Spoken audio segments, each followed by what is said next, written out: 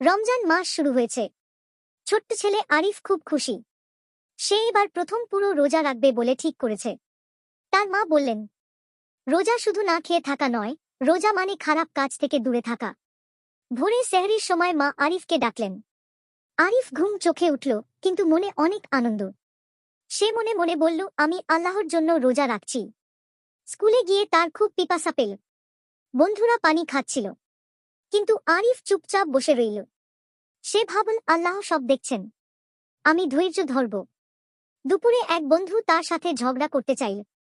আরিফ রাগ না করে বলল, আমি রোজা আছি, আমি ঝগড়া করব না। বিকেলে সে খুব দুর্বল লাগছিল, কিন্তু সে কুরআন শরীফ পড়ল আর দোয়া করল। তার মনে শান্তি এলো। অবশেষে আজানের সময় হল। মাগরিবের আজান শুনে আরিফ খেজুর দিয়ে ইফতার করল। পানি খেয়ে সে আল্লাহকে শুকরিয়া জানাল।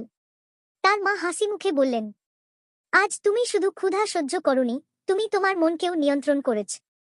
সেদিন রাতে আরিফ বুঝল, রোজা মানুষকে ভালো বানায়। রোজা আমাদের ধৈর্য, দয়া আর সত্যবাদিতা শেখায়।